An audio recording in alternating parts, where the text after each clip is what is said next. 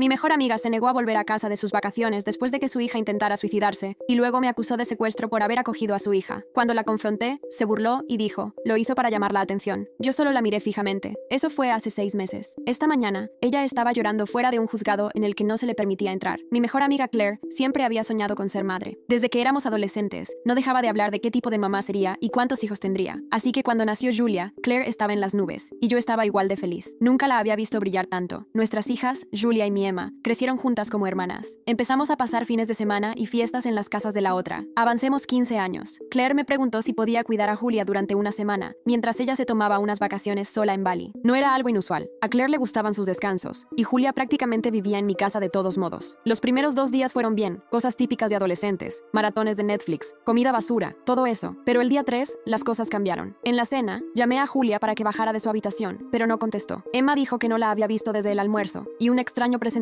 se instaló en mi estómago. Subí las escaleras, llamé a su puerta, pero no obtuve respuesta. Intenté abrir la puerta, pero estaba cerrada con llave. Julia nunca cerraba su puerta. Algo no iba bien. Tomé la llave del cajón del pasillo y abrí la puerta, con el corazón latiendo con fuerza. Julia estaba tumbada en su cama, apenas respirando, rodeada de frascos de medicamentos vacíos y una nota doblada. Mi visión se nubló mientras marcaba el 911. Emma se quedó congelada detrás de mí, llorando y preguntando qué pasaba, pero yo no encontraba las palabras. Todo sucedió rápido. Llegó la ambulancia y yo respondía a preguntas de los paramédicos mientras enviaba frenéticamente un mensaje a una vecina para que vigilara a Emma. En el trayecto de la ambulancia, llamé a Claire. Todavía estaba en el resort. Entre sollozos ahogados, le conté lo que había pasado, pero en lugar de sonar aunque fuera remotamente preocupada, Claire dudó y luego dijo, ¿es realmente tan grave? Tal vez solo quería atención. Sentí que el estómago me caía. La cabeza me daba vueltas de incredulidad. En el hospital, el médico explicó que Julia necesitaba que le lavaran el estómago. Le envié un mensaje inmediatamente a Claire. Seguro que ahora se daría cuenta de lo serio que era, pero el siguiente mensaje de Claire me dejó sin aliento. Cambiar los vuelos cuesta $200. Es caro. Además, no tienes que ir al hospital todos los días. Para eso están las enfermeras. Me quedé mirando el teléfono, con la sangre hirviendo. Quería gritar, pero sabía que Julia me necesitaba más que el drama de Claire en ese momento. Me tomé días libres, usé mis vacaciones y pasé 3 noches seguidas en la silla del hospital junto a la cama de Julia. Una noche, me dijo que pensaba que Claire ya no la quería. Me preguntó por qué su mamá no volvía por ella. No supe cómo responder. Solo la abracé, sintiendo una oleada de rabia en el pecho. Durante todo esto, envié a Claire actualizaciones constantes, fotos y mensajes, pero cada respuesta que recibía era más corta y fría. Mientras tanto, ella publicaba selfies en la playa, con el pie de foto, viviendo mi mejor vida. Fue entonces cuando me di cuenta de que la Claire que conocía, la mamá devota que siempre decía ser, había desaparecido por completo. Cuando Julia recibió el alta, preparé una habitación segura y reconfortante para ella en mi casa. Intenté hablar innumerables veces con Claire sobre la situación, pero ella lo descartaba cada vez. Claire finalmente apareció en mi casa, un día completo después de aterrizar, profundamente bronceada y relajada. Le dio a Julia un abrazo torpe a medias. Luego preguntó inmediatamente por el equipaje que había dejado antes de las vacaciones. Mientras yo explicaba el plan de recuperación de Julia, los ojos de Claire se oscurecieron y su mandíbula se tensó con cada palabra. De repente, Claire estalló. Se levantó, acusándome de estar criando a su hija a sus espaldas. Su voz se elevó y empezó a gritar sobre que yo me estaba extralimitando y exagerando las cosas. Probablemente solo fue para llamar la atención, escupió. Fue entonces cuando escuché un sollozo ahogado desde el pasillo. Julia estaba parada, congelada, con lágrimas corriendo por sus mejillas. Claire apenas miró a su hija. Mi corazón latía con fuerza. ¿Estás bromeando?, grité. Le grité a Claire que había elegido la playa en lugar de su hija moribunda, pero Claire solo se burló, poniendo los ojos en blanco. Los adolescentes son dramáticos. Deberías haberlo sabido. Eso fue todo. Me quebré y solté todo. Le dije que era egoísta, que siempre se ponía a sí misma primero, que la vida de Julia aparentemente solo valía $200 para ella. La voz de Claire bajó, venenosa y fría. No entiendes lo que es necesitar un descanso de tus hijos. En ese preciso momento, algo entre nosotras se rompió por completo. Vi quién era realmente Claire, y supe al instante que nuestra amistad era irreparable. Claire agarró la bolsa de Julia y exigió que se fuera, pero Julia se encerró en mi baño, sollozando incontrolablemente, negándose a irse. Y fue entonces cuando Claire perdió el control. Empezó a gritar, acusándome de secuestrar a su hija, y antes de darme cuenta, tenía el teléfono en la mano y estaba llamando a la policía. Adelante, dije, llama. Veamos qué piensan de una madre que no quiso interrumpir sus vacaciones cuando su hija intentó suicidarse. Eso solo enfureció más a Claire. Salió furiosa y regresó 20 minutos después con 2 policías. En realidad estaba afirmando que yo estaba secuestrando a su hija. Los oficiales se veían incómodos cuando se dieron cuenta de la situación. Les mostré los papeles del alta de Julia e intenté explicar sobre el intento de suicidio. Claire interrumpía constantemente, inventando una historia sobre que yo estaba obsesionada con su hija e intentando reemplazarla como madre de Julia. Señora, ¿dónde está la menor ahora?, preguntó uno de los oficiales. Se encerró en el baño porque tiene miedo de irse con su madre, expliqué. La oficial mujer preguntó si podía intentar hablar con Julia. Llamó suavemente a la puerta del baño. Julia, soy la oficial Martínez. ¿Podemos hablar un minuto? Después de convencerla un poco, Julia abrió la puerta. Se veía terrible, con la cara roja y temblando. En cuanto salió, Claire empezó a atacarla. Julia, para con este este comportamiento ridículo ahora mismo. Estás haciendo una escena sin razón. Los oficiales intercambiaron miradas. La oficial mujer sugirió que hablaran con Julia en privado. Claire se opuso, pero el oficial hombre le dijo firmemente que necesitaban escuchar directamente a Julia. Mientras ellos hablaban, Claire caminaba de un lado a otro por el pasillo, quejándose en voz alta de que yo había envenenado a su hija contra ella. Emma, que había estado sentada en silencio en la sala de espera, empezó a grabar a Claire con su teléfono sin que nadie se diera cuenta. Después de unos 15 minutos, los oficiales regresaron con Julia. La oficial Martínez dijo: "Esto parece estar fuera de nuestra jurisdicción. Es un asunto familiar que necesita intervención profesional". Hizo una llamada y una trabajadora social de protección al menor, llamada la señora Thompson, llegó aproximadamente una hora después. La señora Thompson entrevistó a Julia en privado, mientras Claire continuaba su diatriba sobre mí en el pasillo. Cuando la señora Thompson terminó de hablar con Julia, sugirió que Julia se quedara en un lugar donde se sintiera segura durante 72 horas, mientras se realizaban las evaluaciones adecuadas. Claire parecía que iba a explotar, pero al parecer se dio cuenta de que hacer otra escena delante de protección al menor no ayudaría a su caso. Bien, 72 horas, pero quiero recoger algunas de sus cosas de la habitación de invitados. No confiaba en Claire para que estuviera sola cerca de Julia, así que fui con ella a recoger las pertenencias de Julia de mi casa. En cuanto estuvimos arriba, Claire se volvió contra mí. ¿Crees que has ganado? Voy a destruir tu vida por esto. Julia es mi hija, no la tuya. Me aseguraré de que todo el mundo sepa qué tipo de persona eres realmente. Lo que Claire no sabía era que Emma nos había seguido arriba y estaba grabando desde el pasillo. En la grabación se oye claramente a Claire decir: "Ni siquiera quiero lidiar con una adolescente malhumorada. ¿Crees que disfruto esto?". Cuando Claire se fue, dio un portazo en todas las puertas que pudo y salió de nuestro camino de entrada lo suficientemente rápido como para dejar marcas de neumáticos. Sus palabras de despedida fueron que volvería con autoridades de verdad que tomarían su lado. Llamé inmediatamente a mi hermana. Es abogada de familia y necesitaba consejo lo antes posible. Me dijo que documentara todo, cada mensaje, cada interacción, cada testigo, empezara un diario, guardara capturas de pantalla, registrara fechas y horas de todo. Esa noche, mi teléfono explotó con mensajes de amigos en común. Claire había empezado a publicar en redes sociales que yo era mentalmente inestable y que había secuestrado a su hija. Algunos amigos preguntaban qué estaba pasando. Algunos ya estaban tomando el lado de Claire y otros enviaban mensajes de apoyo. No podía creer lo rápido que todo se había derrumbado. Solo una semana antes, Claire y yo estábamos planeando nuestro viaje anual de verano a la playa juntas. Ahora ella me acusaba públicamente de secuestro y yo estaba escondiendo a su hija de ella. A la mañana siguiente, llevé a Julia a su cita de terapia programada. Estaba esperando en la sala de recepción cuando Claire irrumpió, exigiendo participar en la sesión. Soy su madre, tengo todo el derecho a estar aquí. La terapeuta, la doctora Chen, salió a la sala de espera cuando escuchó el alboroto. Le pidió con calma hablar con Claire en privado antes de tomar cualquier decisión. Claire se fue con ella, dejándome a mí y a Julia en la sala de espera. ¿Estás bien?, le pregunté a Julia. Ella miró sus manos. Hay algo que no le he contado a nadie, susurró. ¿La razón por la que hice lo que hice? Encontré mensajes en el teléfono de mamá. Le estaba escribiendo a su amiga Lea sobre lo mucho que le molesta ser madre, sobre cómo desea poder irse y nunca volver. Mi corazón se rompió por ella. Julia, lo siento mucho. Tengo miedo de contárselo a la terapeuta o a la señora de protección al menor. ¿Y si me envían a un hogar de acogida o algo así? Le tomé la mano. Deberías contarle todo a la doctora Chen. Cuanto más sepa, mejor podrá ayudarte. Y siempre tendrás un hogar con nosotros, pase lo que pase. Unos 20 minutos después, la doctora Chen salió con aspecto preocupado. Claire salió furiosa detrás de ella, gritando que la doctora Chen era parcial y poco profesional. Ni siquiera miró a Julia cuando se fue. La doctora Chen pidió hablar conmigo y con Julia. Recomendó apoyo profesional continuo para Julia y sugirió que sería mejor que Julia permaneciera en un entorno estable y de apoyo, es decir, en nuestra casa, al menos temporalmente. De vuelta en mi casa, recibimos un aviso de que Claire había solicitado una audiencia de custodia de emergencia. Empecé a entrar en pánico, pero entonces la señora Thompson de protección al menor llamó. Explicó que la doctora Chen había presentado un informe expresando serias preocupaciones sobre la crianza de Claire. La audiencia de emergencia había sido pospuesta pendiente de una investigación formal. Eso debería haber sido un alivio, pero solo marcó el comienzo de la batalla. Claire empezó a llamar y enviar mensajes a Julia constantemente, alternando entre chantajes emocionales, supongo que ya no me quieres, y bombardeos de amor, eres todo mi mundo, mi niña. Luego cambiaba a mensajes como, deja de exagerar lo que pasó, y, me estás haciendo quedar mal. Julia me mostró todos los mensajes y la ayudé a bloquear el número de su madre, mientras documentaba todo para protección al menor. Me rompía el corazón ver a Julia teniendo que protegerse de su propia madre. La noticia sobre la situación se extendió por nuestro círculo social. La mayoría de nuestros amigos fueron solidarios una vez que entendieron lo que había pasado, pero Claire logró convencer a algunas personas de que yo estaba intentando robarle a su hija. Esos amigos empezaron a llamarme e incluso a presentarse en mi casa para hacerme entrar en razón. Una tarde, decidí llevar a las chicas a tomar helado, con la esperanza de escapar un poco del estrés. En el estacionamiento de la heladería nos encontramos con la mejor amiga de Claire, Megan. Inmediatamente sacó su teléfono y empezó a grabarnos, gritando sobre alienación parental y cómo yo estaba lavando el cerebro a Julia. Metí a las chicas de vuelta en el auto mientras las dos lloraban. Esta es mi vida ahora, documentar todo, consultar con mi hermana sobre opciones legales, apoyar a Julia en su recuperación e intentar proteger a las dos chicas del comportamiento cada vez más errático de Claire. La investigación de protección al menor está en curso, y la consejera de la escuela de Julia me ha estado llamando con preocupaciones desde que Julia no ha estado asistiendo. No dejo de preguntarme cómo llegamos aquí, cómo se desintegró desintegraron 15 años de amistad tan completamente. Y más importante, ¿cómo es que nunca vi este lado de Claire antes? ¿Siempre fue así y yo simplemente no lo noté? ¿O cambió algo? Sea como sea, estoy comprometida a estar ahí para Julia todo el tiempo que me necesite. Ella merece sentirse segura y amada, y si Claire no puede proporcionarlo, entonces yo lo haré. Pero tengo miedo de lo que Claire pueda hacer a continuación. Ya ha demostrado que irá a extremos, incluso llamando a la policía con acusaciones falsas. ¿Qué pasa cuando termine el periodo de 72 horas?